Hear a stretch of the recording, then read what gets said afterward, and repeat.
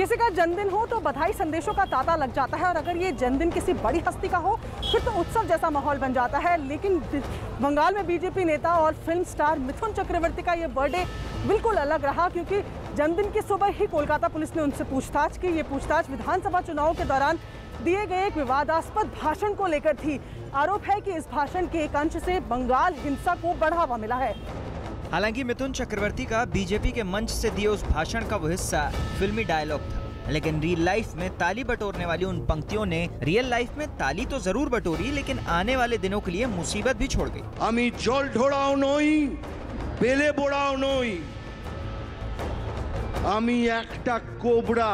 कभी लेफ्ट में रहे मिथुन चक्रवर्ती तृणमूल कांग्रेस से होते हुए बीते विधानसभा चुनाव में बीजेपी में शामिल हो गए। मार्च महीने के पहले हफ्ते में कोलकाता के ब्रिगेड ग्राउंड पर मिथुन ने बीजेपी का झंडा थामा और कार्यकर्ताओं का जोश बढ़ाने के लिए फिल्मी डायलॉग से हुंकार भरने की कोशिश की। इस दौरान मिथुन चक्रवर्ती ने कई फिल्मी डायलॉग बोले। उन्होंने कहा कि मैं कोबरा हूँ, कोई हक छीनेगा तो खड़ा हो जाऊंगा।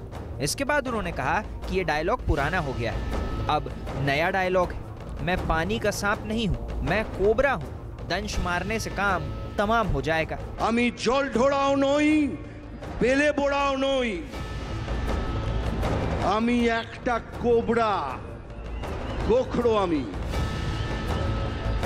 आमी जल ढोड़ाओ नई, बेले बोड़ाओ नई, आमी जात गोखड़ो, एक छोबोले छोबी।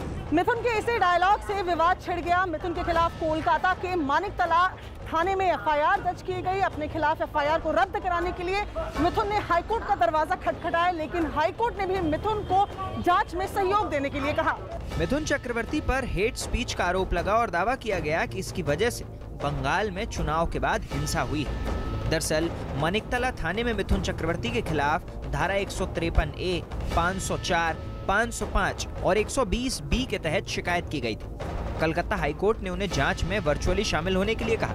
इसके बाद कोलकाता पुलिस ने मिथुन से सुबह करीब 10:05 पर पूछताछ शुरू की। ये पूछताछ करीब 45 मिनट चली। मिथुन चक्रवर्ती से वीडियो कॉन्फ्रेंसिंग के जरिए पूछताछ की गई। हालांकि मिथुन चक्रवर्ती ने कोर्ट में याचिका दायर कर पूरे विवाद पर अपनी तरफ से सफाई दी थी। कोर्ट में दायर याचिका में मिथुन ने कहा था कि 2014 में आई एक फिल्म में उनका ये मशहूर डायलॉग था। उन्होंने केवल लोगों के मनोरंजन के लिए इसे जनसभाओं में कहा, जिसका कोई और मकसद नहीं था।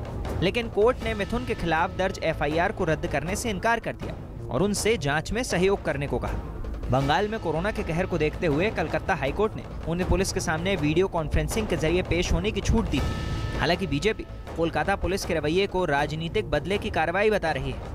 बीजेपी का आरोप है कि कोलकाता पुलिस ममता सरकार के इशारे पर काम कर रही है और मिथुन पर लगाए गए आरोपों में सच्चाई नहीं है। लेकिन तृणमूल कांग्रेस ने मिथुन के भाषण के बाद उनके बयान पर आपत्ति जताई थी और उसे भड़काऊ माना था। बंगाल चुनाव के वक्त मिथुन ने बीजेपी के लिए कई रैलियां की थी। मिथुन ने कई रोड शो भी किए थे, जिसमें जबरदस्त भीड़ दिखी थी। बंगाल में चुनाव भले ही खत्म हो गए हैं, लेकिन बीजेपी और तृणमूल कांग्रेस के बीच तल्खी खत्म नहीं हुई है। मिथुन विवाद पर भी आरोप प्रत्यारोप का दौर जारी है।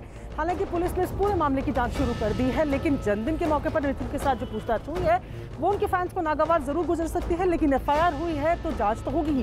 जांच के बाद दूध का दूध और पानी का पानी हो जाएगा।